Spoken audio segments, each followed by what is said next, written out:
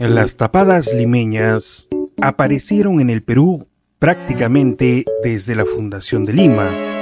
Esta moda persistió hasta mediados del siglo XVIII. Se les llamó así a las mujeres limeñas que cubrían su cabeza y gran parte de su rostro con delicados mantones de seda, dejando al descubierto tan solo un ojo.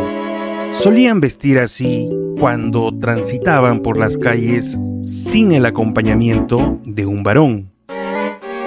Otra costumbre practicada por aquella época era escuchar el anuncio de los vendedores ambulantes, tales como la lechera, la tisanera, la picaronera o la tamalera, denominados pregoneros, cuya presencia se convirtió en un referente para indicar determinada hora del día.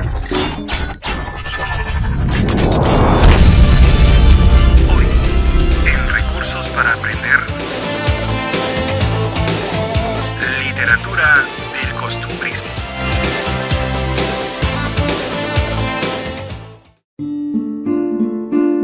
El costumbrismo es una corriente literaria que se caracterizó por el retrato e interpretación de las costumbres. En el Perú, apareció después de la victoria final de los patriotas en la batalla de Ayacucho hasta mediados del siglo XIX. En esos años había una confrontación política y social entre liberales y conservadores. La vida republicana se vio marcada por una turbulenta anarquía y por el caudillaje militar. Además, la literatura recogió en parte la discrepancia y el debate ideológico entre estos grupos en la definición de nuestro destino como nación. Esta corriente literaria se caracterizó en el Perú por tener un tono realista, político y panfletario. El enfoque costumbrista se basó en el enjuiciamiento de la realidad con un estilo mordaz, sahiriente y de burla elegante. La característica más resaltante fue su visión de la educación y el predominio de la moral. De igual manera, desarrolló un fino humor en la lírica, el teatro, la oratoria y el periodismo. Surgió otra tendencia llamada colorista o propiamente costumbrista, que representó cuadros típicos de la sociedad. Dentro de su temática, expresaron los desajustes sociales, los actos tradicionales y los aspectos políticos. El pasado se convirtió en un tema principal, porque no aceptaban los cambios que propugnaban los liberales como Felipe Pardo y Aliaga. El costumbrismo se manifestó en el arte a principios del siglo XIX, cuando los artistas dejaron de pintar, esculpir y tallar la representación de los motivos religiosos coloniales y empezaron a observar la realidad inmediata que los rodeaba e impresionaba. Por ejemplo, los pintores que destacaron vieron a Lima con otros ojos y le dieron un corte popular a sus obras. Estos fueron Gil de Castro, llamado el pintor de los libertadores, y Pancho Fierro, autor de hermosas acuarelas llenas de gracia, espontaneidad y agudeza. En el Cusco también destacó Tadeo Escalante, quien realizó pinturas campesinas paisajísticas en murales y lienzos. La literatura costumbrista describió a una sociedad en transición, pues aún subsistían estereotipos coloniales en las clases altas. Además, la independencia había hecho surgir conflictos producto de las desigualdades sociales. El costumbrismo constituyó una de las corrientes literarias que buscó la expresión nacional en una época de aprendizaje y formación, como fueron las primeras décadas del sistema republicano. Durante la etapa del costumbrismo, se pusieron en manifiesto dos vertientes claramente diferenciadas. El criollismo, que representaba a los liberales que propugnaban la igualdad, así como el gusto por lo popular y el uso de expresiones criollas. Su máximo representante fue Manuel Asensio Segura. Y el anticriollismo, el cual representaba el absolutismo y el colonialismo, así como el desprecio por lo popular, el lenguaje castizo y el estilo clásico, el cual rechazaba la democracia y que tenía como máximo representante a Felipe Pardo y Aliaga.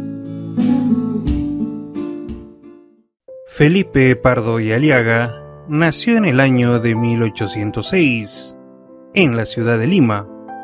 En 1821 se trasladó a España, donde recibió una esmerada educación.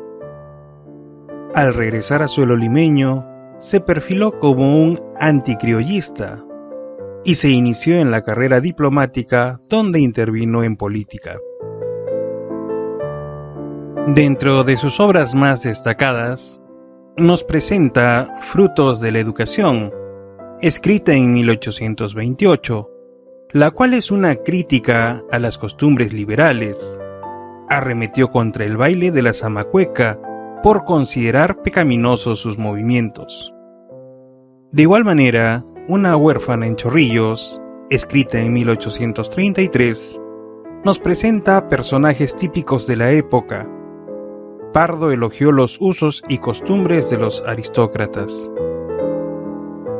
Sus artículos costumbristas aparecieron publicados sobre todo en El Espejo de mi Tierra, entre los años de 1840 y 1859. Este periódico de costumbres provocó una aguda polémica en aquel entonces. Su crítica política y social contra instituciones y personajes de la época estuvo llena de chispa satírica, y destacan entre sus principales artículos El paseo de Amancaes y Un viaje. La posición de Pardo y Aliaga en sus obras demuestra un rechazo hacia el nuevo sistema gubernamental y hacia las costumbres de la época. Criticó severamente a los políticos y a la sociedad. Sus temas fueron la libertad, las costumbres, los vicios de la sociedad y los malos gobernantes. Su estilo fue clásico, con fino humor y sátira, rechazando el criollismo y la democracia. Asimismo, empleó peruanismos en sus letrillas y epigramas. Manuel Asensio Segura nació en la ciudad de Lima en 1805. Sirvió en el ejército realista hasta la batalla de Ayacucho. Luego pasó a las filas del ejército peruano. Publicó su periódico El Moscón. Golpeado por problemas de salud debido al asma que sufría y por las sucesivas desgracias familiares, Asensio Segura murió el 18 de octubre de 1871. Este autor del costumbrismo peruano tuvo una variada producción literaria, destacando sus poesías y artículos periodísticos. Sin embargo, el género que más retribución le trajo fue la comedia, ya que produjo sainetes y diversas comedias, tales como Lances de Amancaes y El Cacharpari, así como la comedia El Sargento Canuto. Escribió Ñacatita, obra que ridiculizó la sociedad limeña que caía en los chismes de una vieja mojigata. La trascendencia de su producción teatral lo llevó a ser denominado como el padre del teatro nacional peruano. Hasta aquí el video sobre la literatura del costumbrismo. Nos vemos en el próximo video. Yo soy Jorge y nos vemos luego.